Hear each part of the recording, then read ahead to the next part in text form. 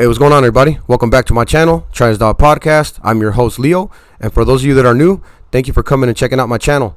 So I'm going to take off where I left off in my last video when I was talking about my journey throughout the Washington State prison system. At this particular time, I was sitting at Column Bay Correction Center. I was sitting in the hole, which is called IMU, Intensive Management Unit, for 2 assaults that I had committed there at that prison. And prior to this, I was kicked out of another prison, Monroe Correctional Complex. I got kicked out of there for committing 2 assaults and an assault on a correctional officer. So this is where I'm at this moment in time, and I'm waiting for. At this time, man, I'm in the hole at Column Bay, and I requested a transfer. You know, because you go to these hearings when you're in the hole. You go to hearings to see, like, all right, well, what did you do? What type of punishment they're going to give you, right? And obviously, they ended up giving me a 18-month program, a stay in the hole. I had to be there for a year and a half. And so I'm waiting for Olympia, which is headquarters, for them to give their final decision. Like, okay, give this guy that time, you know, and they're gonna decide where I'm gonna stay. Like, if I'm gonna do my program there at Column Bay, or if I'm gonna get transferred. And I knew that after this program, I was gonna head to the Washington State Penitentiary, you know, like to Walla Walla, because that was the only prison I could go to after I got kicked out of these other 2, because, you know, you got to understand, Washington State is not a big state as far as, you know, like you could take in comparison California or Texas, where you have a gang of prisons. You know what I'm saying? Nah, like this is, and I had already, and the prisons that I was at, it was like the max custody you could get to before going to the hole. And there was only 3 at the time: Column Bay, Monroe, and Walla Walla, the Washington State Penitentiary. And so I knew that I was going to be heading there, right? I was going to be going there after this program. And you know what, man? You know, that prison there has a lot of history. If you guys are curious or interested, you guys should go check out the book Concrete Mama. And that book is all about the Washington State Penitentiary, like back in the 70s, back in the 80s, you know, when the bikers used to be able to take their bikes on the yard, man, and have women come in there. It's crazy, man. You know, the history, the story about it. But anyways, I knew I was heading there. And this place to me was like, it was something like, at the time, my mentality, you know, it was something like that was headquarters, you know, for the people that I was with. You know, that prison right there was the hardcore one, you know what I'm saying, where it was like the old school. The cells had the bars, you know what I'm saying, like you guys see in the movies. So I was like, man, you know what, I'm not gonna lie, I'm like, you know, I wasn't too in a rush to get there. Because, you know, like I said, man, I'm gonna give it to you raw, like Monday night. And if you watch the wrestling in the 90s, you're gonna understand that. But anyways, man, like, yeah, I was afraid, man. I'm not gonna lie, but I knew I had this time to do in the hole. So I'm like, you know, I gotta get accustomed to doing all this time in the hole. You know, like I said in my previous videos, because I went head into this type of lifestyle that I chose for myself. I'm not gonna lie, man. Like, I chose this lifestyle for myself. My decisions were based on, you know, a lot of things, a lot of factors. But anyways, you know, I knew I was going there.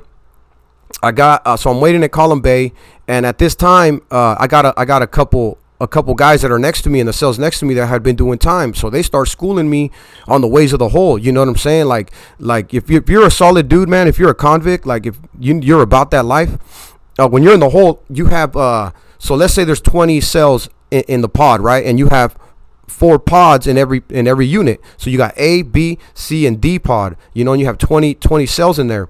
So you might end up in a pod where you have just a bunch of, you know, guys that are in there, you know, for their own protection, you know, which they call them PC cases, protective custody. And they're in there, man, and they like causing a ruckus, man. They like being loud. They don't respect nobody, man. I mean, they'll talk about doing all kinds of stuff to your family, man. Just really disrespectful pieces of trash, man. And excuse me. So, but I ended up in a pod where there was a lot of good dudes, and when you end up in a pod like that, man, it's really respectful, man. I mean, it's so quiet sometimes that you can hear a pin drop, man. You know what I'm saying? Like, because that's just dudes doing their time, you know, and they're gonna be in there for a while. So they started schooling me, and they had a rule called, it's 10 to 10. You can't start talking, because, you know, obviously if you're in a cell number 1, your homie's down there in cell number 10. You got to yell out your door in order to talk to him. You know what I'm saying? They didn't want people yelling out their door at 8, 7 in the morning, so they decided on 10 to 10, and everybody followed it for the most part. You know, as far as different gangs, different races, you know what I'm saying? Like, but there you do have those few exceptions, man, that are just, they ain't with the program. They're like, whatever. So, they get dealt with later on. I don't know whether it be by their race or people, whatever, because everything you do in there, if the words you say, if you get disrespectful with somebody and you're a solid dude, that later on you're going to go to mainline. You're going to have to handle that. You're going to run into like I said, it's a small state, small prison system. So you're going to go to these prisons. You're going to see these people again. You know what I'm saying? But yeah, man. So they started schooling me in the ways of learning how to sign. You know what I'm saying, with my hands. So if we need to communicate, and there's certain people on the tier in the pod. Obviously, you don't want them hearing what you're saying, especially when it pertains to the certain people that you're with. So you start learning how to do sign language, and I started getting schooled on that, on fishing, the way you fish. You can get any object in there. We used to get, to write letters, paper. So I would take the ends of the paper and I would just roll them up, you know what I'm saying, till it became like a little spear. And so I would make a little hole at the bottom of it, tie my elastic from my underwear or my socks, right, and just get a bunch of string out of it, and whoever my homie was, he'd do the same thing on his end. And when you cross those two spears together and you pull them at the same time, they're going to intertwine. So now you guys got a connection that can slide back and forth. You know what I'm saying? You can pass messages, magazines, coffee, whatever have you, food, because I didn't eat a lot of the food in the hole, man. I was a really picky eater. I just, even though I was starving, I would eat the bread, the veggies, but rarely the main courses, but I'll talk about that later on in my journey when I start doing a program in Walla Walla. How we used to pass the food along. I had a neighbor, man, that was he was a black dude, man. He was a brother, and he was hella cool. His name was Memphis. He was from Tennessee. We used to call him Tennessee. But I'll get into that story later on, man. But yeah, I'm sitting there at Column Bay. I'm waiting on headquarters. They end up sending me the paperwork, right, saying, okay, you're catching an 18-month program, we're going to send you to Stafford Creek. And I was like, oh, hell yeah, man, because some of those cells in Stafford Creek, they have showers in them, like, and it may not seem to a lot to people, but at the time, man, in there, that's like, man, you're living like a kingpin, because in the hole, you're only going to shower 3 days out the week. They're going to take you out, your cell, handcuffed up, take you to the shower at the end of the pod, at the end of the cells. And it's like the cell door, to shower, they're bars, man. So you got to hang your towel so the guards can't see you taking a shower, or whoever's in the little day room there working out or whatever. They can see directly into the shower, man. It's really humiliating, man. It really is. It's really, I don't know, and I went through it as a kid, as a teenager, man. So it really, it fucks with your mind. But anyways, man, so I'm sitting there, right? And they ended up sending me to Stafford Creek. And but like I was saying, so you're only going to shower 3 days out the week. But so what they do is they come and bring you a roll that has a towel, it has underwear, socks, and a new shirt. And they change out your shorts and your pants like every week. But they give you a little roll, and you got to do something that's called a bird bath. You know what I'm saying? You got a little faucet in there, and you take the cap of your pin and you put it in. You put it in the button, so the water gets stuck, so it'll be a steady stream of water. You just have to shower like that, like a little bird, man. That's why they call it a little bird bath. So yeah, man. So that's why having that shower in the cell was important. But it's only like, you got to be there for a long time in the hole there at Stafford Creek in order to get one of those cells. I eventually ended up getting one of those cells, but that's like, years from now, from this story that I'm telling. So they ended up shipping me out, right?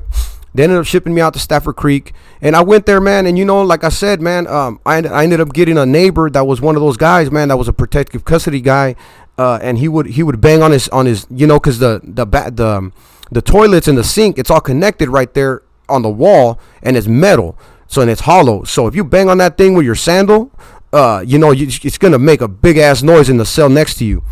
So that's what that guy would do, man. All hours of the day, all hours of the night. He would do that, man. And I couldn't tell the guard, hey man, get this guy away from me or move me. That's a form of telling, so, and obviously, man, I live by certain rules and regulations in there that I was like, I just got to handle it, man. But I think that a lot of that anger that I held inside, man, while I was in the hole, that I had to put up with, you know what I'm saying? I think that I carried it with me out to the streets, you know what I'm saying? That for the most part, thank God that I learned to control it. I've learned to, to be mature about certain situations and let things go. But that affected me deeply, man, because I just had to sit there and take it. I'm talking like 7 months like that, man, that this dude would do that. But anyways, it was relatively like I said, man, time stops in there. Stuff keeps happening. Family is living their life. Friends are living their lives. You know what I'm saying? I always kept in contact with my boy Ray while I was in there. My crimey, you know what I'm saying? Shout out to my boy Ray. And my family, my brothers, you know what I'm saying? My dad, like I said, man, I had two brothers that I didn't see for a decade, and my father. They weren't able to come visit me, they lived in California, and so I'll get into that later on in my story. But yeah, man, so time relatively, passed on, and like I said, I started getting schooled more on the ways of reading, to break up, to help your mind, man, to help sustain yourself in that environment. So I would read books, you know what I'm saying? I mean, I would read books, man, romance books, novels, man, science fiction. It didn't matter, man. Whatever book you can get in my hand, I would read it. But then I started ordering books, Shout out to my family, man, that have always did that for me. My niece's mom, you know what I'm saying? She would send me books like on Che Guevara, Corky Gonzalez. I used to read a lot of Sun Tzu, Aristotle. Nietzsche is one of my favorite authors of all time. And a lot of people may not like him, but I like, there's a lot of things you could take out of his sayings and incorporate them into your life, and it'll help you. It did for me. I'm not saying it would for everybody, but not to forget Miyamoto Musashi. I read a lot of books, man, on every subject I can get. So it started helping me do the time, right? Because when I'm reading these books, especially like fantasy books or novels like that, man, it was like a movie I was creating in my mind, and it would take me away from what I was, the environment that I was in, all the craziness, man. It's like a loony bin in there, you know what I'm saying? I mean, you have some guys, like I said, man, that have smeared feces all over their walls, man, and they sit in there with feces all over their walls for days on end, bro. And it's crazy, man.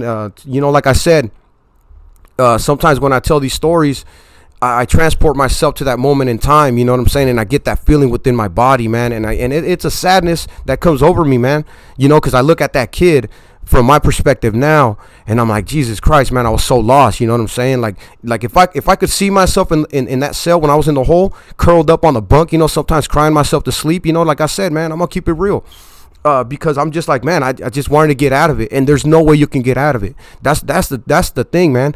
No matter how much it hurts, no matter how much you're like, man, I just wish I could take it back, you cannot, and you have to sit in there. I know homies that have life, that are doing life, man, and I can never wrap my head around that. Like it's like trying to wrap your head around how vast the universe is. Excuse me.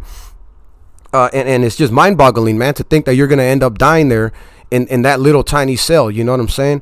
But anyways, yeah, man, I started reading a whole lot of books, start sharpening my mind, and time went on, and sure enough, I got to the point where they're going to send me out to Walla Walla. I got the paperwork, right? The 18 months were up. They're like, all right, we're going to recommend you get released from the hole, and they ship you to Washington State Penitentiary. I seen that paper, man. I got a couple homies on the tier that I had that, hey, man, I'm going to Walla Walla, homie. They're going to send me out. And, they're like, oh yeah, homie, say, go, manda saludos, like I say what's up to these people for me. Yeah, for sure. But deep down inside, man, I was terrified, man. I'm not gonna lie. I was like, man, I'm really gonna go to this prison, to the actual penitentiary. I've heard so many stories about this, because it's gangland, man. Like, it's real gangland. And at the time, like I said, there was this war going on, right, that I was a part of. Unfortunately, I was a part of this war that I involved myself in, and at the like I said, at the time, the administration was like, nah, man, we're not gonna let you guys dictate who goes to what prison. Like, you guys ain't gonna run this show, so we're gonna let whoever go to whatever yard, and if it cracks off, it cracks off, right?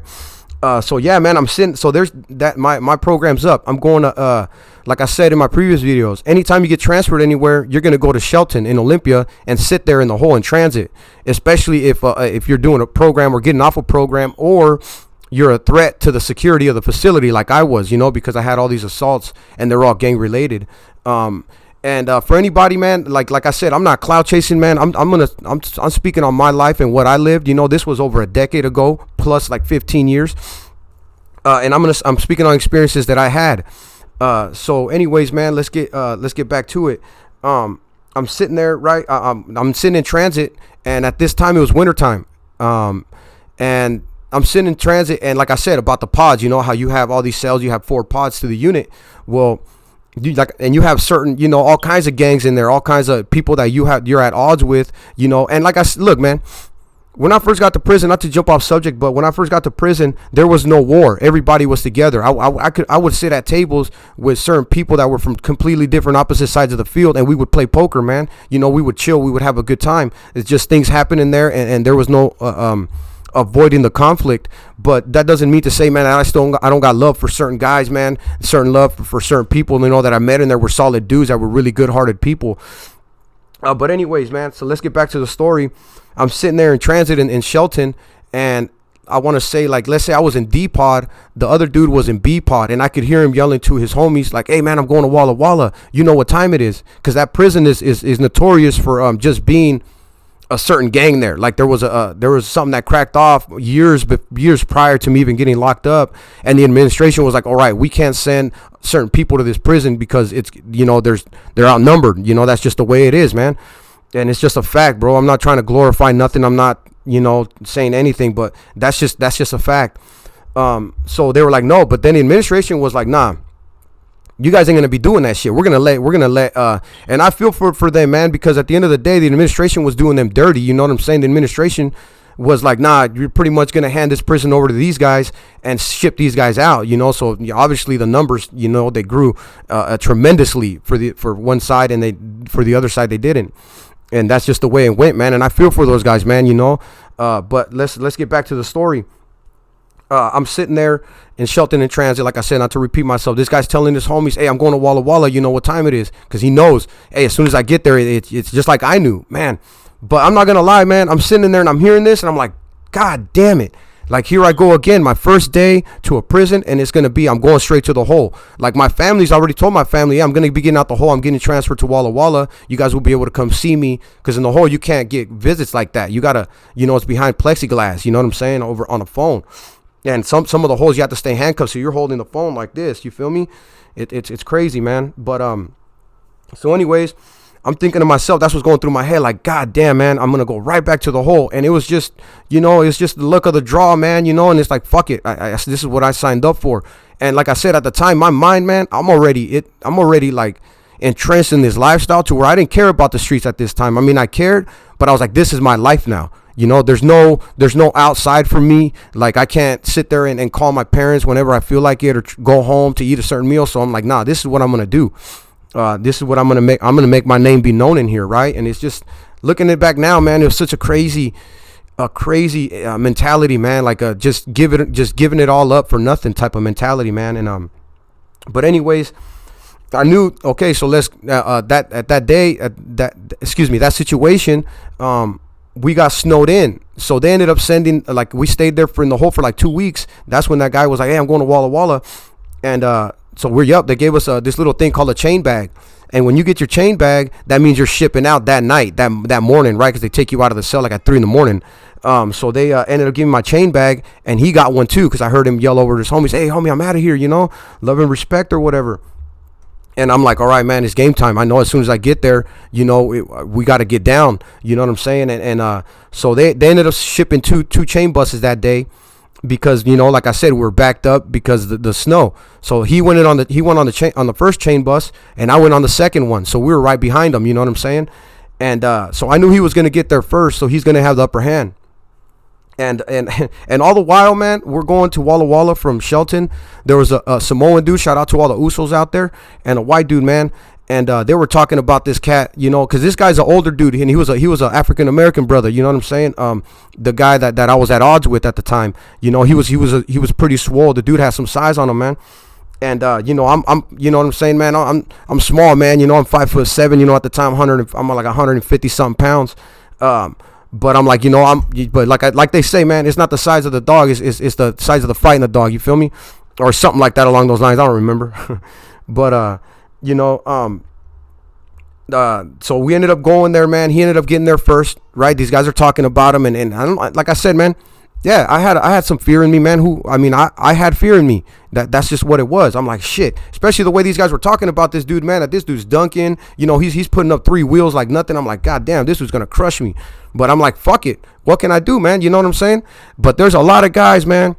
There's a lot of guys. Let me tell you, there's a lot of guys that would somehow sneak off and somehow end up in the hole and not having to touch this dude. You know, they'll go ask for protection, like, hey man, or they'd be afraid. You know what I'm saying? And I'm gonna tell you this: I was afraid, but not so afraid that I was gonna be like, hey man, I'm gonna go ask for protection. Nah, that's never been in me and never will be in me. But so we get there, right?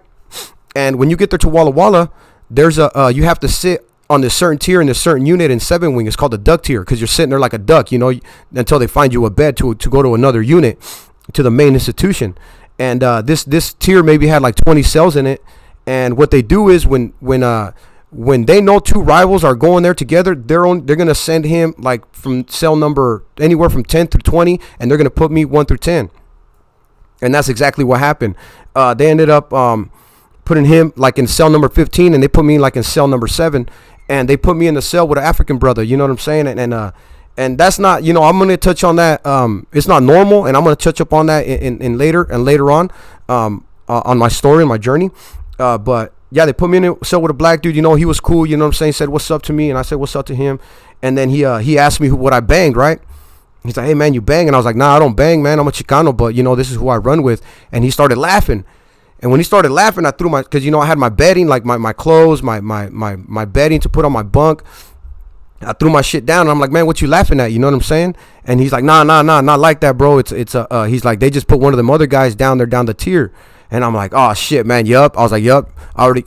But hey, man, not to lie, I kind of had a feeling like, I was like, man, maybe that dude's gonna get there first. There's gonna be somebody else that's gonna see him, and they're gonna get the drop on him. You know what I'm saying? But shit, that did not happen, man. And so I'm like, all right, when I go to, I'm like, hey man, I'm not even gonna make my bed. You know what I'm saying? There's no point. So I just threw my bedding on the bunk, my clothes and shit, because I knew I'm going to the hole. And I sit down because it's like an hour or 2 before dinner, and I just sit on my bunk, man, and I'm just like, you know, I start chopping it up with him, you know, and he starts asking me like, hey, where you been? What prison? You know, and I start telling him the people I knew, and because like I said, it's a small prison system, man. So you'll know a lot of people, and I had a lot of good friends that were black, man. You know what I'm saying? That I got really close to. Anyways, man, so I'm sitting there. And I'm just got my head down because I'm like, fuck, man, I'm preparing myself. You know what I'm saying? Because I'm like, all right, here we go. You know, this guy's either gonna get me or, and I'm, you know what I'm saying, man? Adrenaline, I'm freaking sweating. You know what I'm saying? Because like this guy, you know, he's known throughout the prison system, man. A lot of people know him. And so, anyways, they call Chow, man. They call Chow. And I'm looking down the tier just in case they let him out. You know what I'm saying? I look down the tier. That way I could just run over there, man, and we could just get him up. Because I'll tell you this, man, I did not want to go in the cell with that dude. Like, if motherfucker would have got me in the cell, he probably would have got me. You know what I'm saying? He probably would have got me good, man. Because he had size on me, man. And and he had years. You know, he was at the time. At the time, I must have been like, what, 21, 22, man. This dude was probably already like 32, you know. So he had some time on me and size. And so They call the chow from my side from 1 through 10, and I go sit down in the chow hall, man. I grab my tray, and in that chow hall, this is the where you grab your tray, and it's like all similar chow halls, man. Here's the tables on the side. You got an open area right here where you can walk down, so you can grab your tray and you walk down. You choose what table to sit in. While I walk down the area, I stayed to the left. That way I could, because the door was over there on the right. I wanted to see him when he came in, and he came in, right? I sat down, I put my tray down, and I'm, you know, my butt, my freaking I got bubble guts, you know what I'm saying? And I'm like, you know, because it's about to go down. And so I ended up turning my body a little sideways so I can look down the corridor there, and he came in, man. He looked at me one time, and I looked at him. He threw his head up, he nodded and stuff, and I was like, yup, like this is what it is, right? And so yeah, man, he walked down there, grabbed his tray, but when he got to the first table, he threw his tray down. That dude threw his tray down and started running towards me right there in the middle. And I was like, oh shit, caught me off guard. So I'm like, he's gone. I still had my jacket on, so I know I gotta throw this motherfucker off, man. So I got up, threw my jacket off, and I ran towards the middle. And man, this dude, if he would have connected, he would have laid me out flat, man. But he threw a haymaker, but I ducked it, and I went straight forward. Instead of going around, I went straight. When he went around with his punch, and I went straight, and I caught him right in the middle of the forehead, man. And with his momentum coming forward, and with my momentum and my punch catching him in the forehead, that's why he dropped. But he dropped to one knee. He didn't drop like backwards. He dropped to one knee. And but man, it happens quick, man. I'm talking about fast, man. And so when I caught him, he dropped to one knee. I was like, I was surprised. I was like, oh shit, I actually got him. And I gave him like 2 uppercuts, I think. And then that's when I felt, man, I looked down, my feet were off the ground. 7-foot guard just picked me up off my feet, slammed me on the table, man, like I was a rag doll. Slammed me on the table, you know what I'm saying? Handcuffed me. And that was it, you know, that I had got that. But that dude was like trying to get me still. When the guards were on him, he was, you know, because he's a big dude. He had like 3-4 guards on him. He wasn't a giant, you know what I'm saying? But he had size, man. So they ended up taking us, because right when you get into a fight, man, like that, they take you to medical just to make sure you're okay. And so they ended up taking us to medical, man. And the guard ended up telling me, he's like, hey, man, he's like, I don't know how you did it, man, but you got him. You know what I'm saying? He's like, damn, man, you know, you're small, man. You know what I'm saying? And this, you know, like I said, he's had a little bit of size on him. But at the time, you know, I don't care about none of that, man. I don't give a shit. I'm just like, hey, man, I had to do what I got to do. You know what I'm saying? I know that's another stripe on me. You know what I'm saying? I caught one. You know what I'm saying? So my mentality, man, like I said, was so warped that like in prison, man, that's what's looked up to. You know what I'm saying? The violence, that's how you make your reputation. And I was already, from my previous life on the streets, man, I had a lot of anger, man. So I was like, and spending that time in the hole was just a perfect ticking time bomb, man. You know what I'm saying? And when I needed to commit violence, I would just tap into that side, man, and that's what I would do, you know. So we ended up but much respect to that dude, man. You know what I'm saying? He was always respectful, man. I was always respectful towards him. He ended up telling a couple people that I knew later on that I got him, you know. So I'm always going to show respect to that as a man. You know what I'm saying?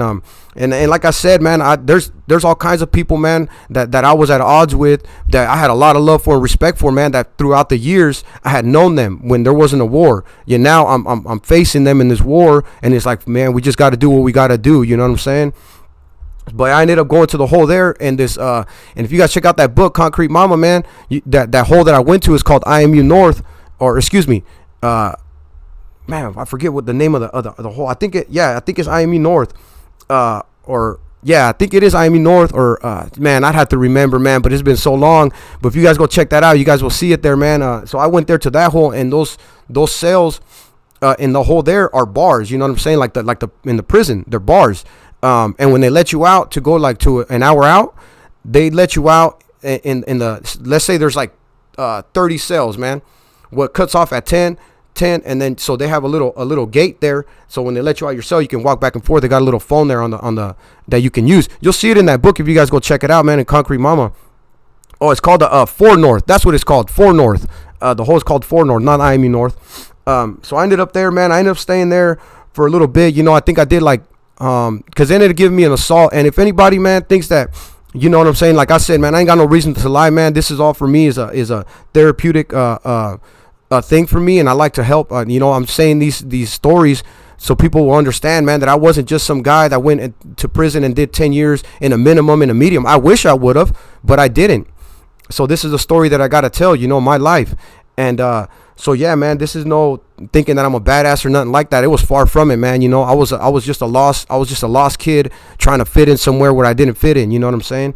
But anyways, man, I ended up getting I think I did like 9 months on that assault. And check it out, man. People can go on my YouTube channel, right? If you guys go to my shorts, I have a picture there where it shows, you know, my infraction. So when you get into a fight and you guys are getting each other, they call it a fight. But when you assault somebody, man, you're the only one that gets charged with the assault. You know what I'm saying? And you're going to see how many assaults I had throughout the prison system there. And like I said, that's not to glorify it, man. That's just to give people a perception of what I went through. You know what I'm saying? And that I wasn't just a person that is making this shit up for clout or for anything like that. Like I said, man, my hopes is to make a career out of this. Maybe a school will give me a chance as a counselor, as a mediator, for somebody to relate to, these kids, you know? But anyways, man, yeah, I ended up being in the hole there for like 9 months, man. And that was like I said, that was like my 5th assault at the time. So, you know, a lot of people, and it happened at the Washington State Penitentiary. So a lot of people started taking recognition of me as far as the people that I was at odds with and the people that I was with. You know, they're like, hey, man, you guys heard about this cat, you know, done this, done that in this prison. So my stock started going up. And when that happens, man, you know, you start getting, your head starts getting inflated. You know, you start walking around with a little bit more pep in your step. And I think that was one of my major downfalls, man. I was so into that life that I didn't, yeah, there was moments like when I was in the hole and I was breaking down because of my family. I miss my family, but that was the only thing that kept me human. You know what I'm saying? Because that hole desensitizes you, man. It doesn't. It's not meant for human beings. And my family was the only thing that kept me from being human, man. From not totally losing myself in the mayhem. And so with that story, guys, I'm gonna leave off here. And I thank you guys for staying with me this long. And I hope you guys enjoyed this story, man. Until next time.